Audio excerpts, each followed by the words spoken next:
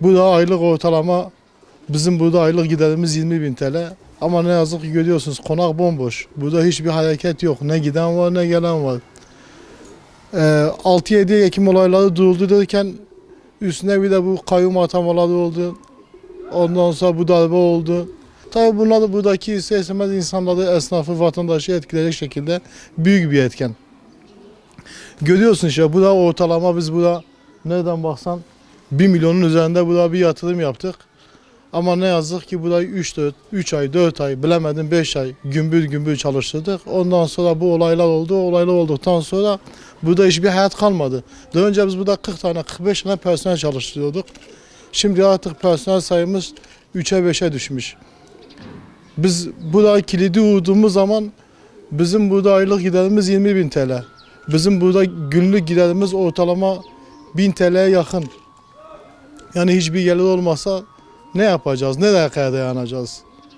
Biz de artık devletin, ilgili makamların, ilgili birimlerin bununla ilgili bir çalışma yapmasından umutluyuz. Su içinde işte esnafa bir yardım yapacağız dediler. İşte vergi lafası olmayan, bu basit usul olan esnaflara 3.000 TL bir yardım yaptılar. Asıl gerçek tüzel kişi mükellefi olan, gerçek mükellefi olan insanlara hiçbir şey yapmadılar. Yani verdiniz burada bakkala, basit usul vergisi olan adama 3.000 TL verdiniz. Bu da 1 milyon yatırım yapan insana 1 TL bile vermediniz. 30 tane 40 tane eleman çalışan insana 1 TL vermediniz. Hani bu ne oluyor? Altta kalanın canı çıksın misali. Neymiş? İşte efendim adam bu da 1 milyon, 1,5 milyon, 2 milyon bir yatırım yapmış. Efendim tamam, bu adamın işi tıkırında, bu adama bir şey olmaz. Dur ben basit usul vergisi olan insana bir 3.000 TL, bir 5.000 TL vereyim de onun gözünü boyayım gibi geldi bana. Hani yazık, oysa ki burada bir sürü esnafımız var. Bir sürü bu şekilde yatırım yapan insanlar var. Bu insanlarla ilgili herhangi bir çalışma olmadı. Herhangi bir yardımda bulunmadı. Neymiş efendim, 5 ay 6 ay işte biz kira almayacağız. Efendim işte bankalarda işte faizsiz bir kredi. Hangi bankadan? Ne kredisi var? Kime faizsiz verdiler? Kime karşılıksız bir kredi verdiler? Öyle bir şey yok. Hani bunlar hep medyada sansür yani. Bunlar da insanları oyalamaya yönelik, insanları kandırmaya yönelik bir olay yani. Bana söyleyin falan banka sana veriyor işte kredi veriyor. Atıyorum faizsiz bir kredi veriyor. 5 yıl sonra ödemeli ve 3 yıl sonra ödemeli. Bana bir banka söyleyin ama söyleyemezsiniz. Neymiş işte gazeteler manşet atıyor. İlgili makamlar çıkıyor televizyonlarda cayır cayır konuşuyor. Efendim biz esnafa kredi vereceğiz. Kime verdiniz kardeşim? Basit sular verdiniz. 3.000 TL verdiniz. O insanın derdine derman değil. Su içinde evi yanan insanlara ne verdiniz?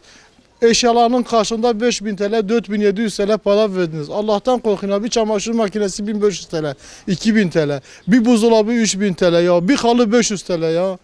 Ya bir musluk değiştirmek 30 TL ya. Sen bu insanlara ne verdin? 4.700 lira bir eşya parası verdin. 3 ay 5 ayda 600-700 kira yardımı yaptın. 1.000 lira kira yardımı yaptın. Ondan sonra kaderine terk ettin. Ne yaptın? Çiftçinin mazotuna indirim mi yaptın?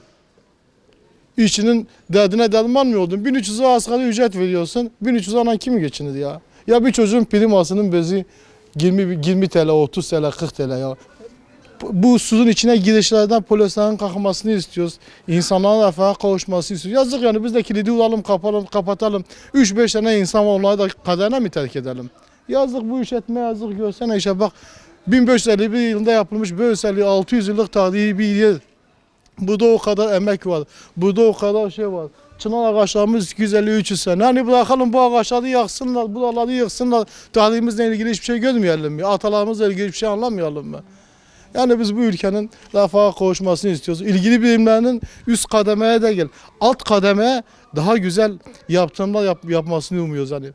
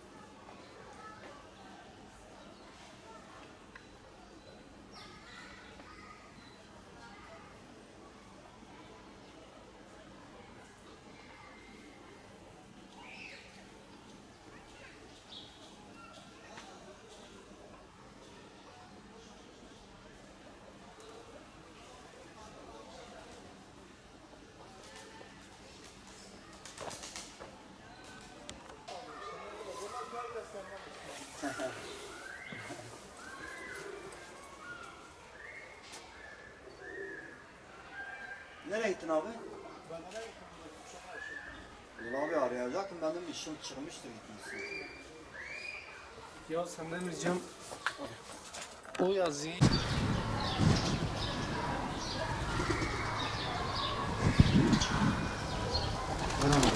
Ha bak.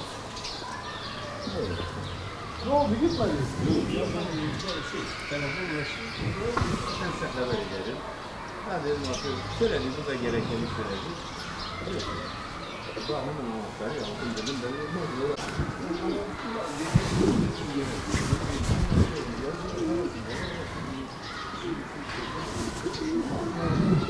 Hani sen söyledin. Özürü güzel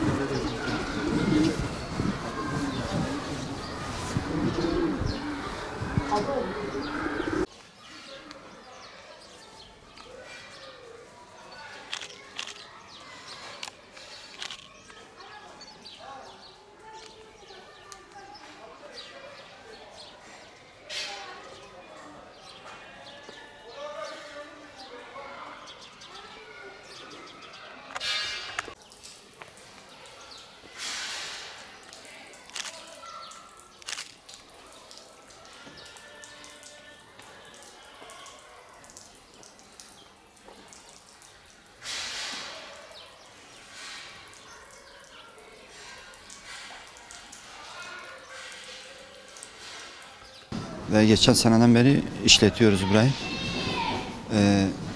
Geçen sene bayağı canlıydı burası. Yani oturacak yeri yoktu.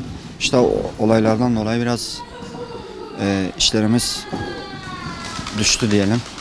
Bu sene Mart ayında açtık. Mart ayında açtık. Konağımız sakindir, sessizdir. Gelip oturabilirler aileleriyle beraber. Konağımızı gelip görenler gerçekten hayran kalıyor. Hani genel olarak sadece burası değil, bizim Suriçi komple yoğundur. Yani yorgundur. Yani sakindir. Ondan dolayıdır.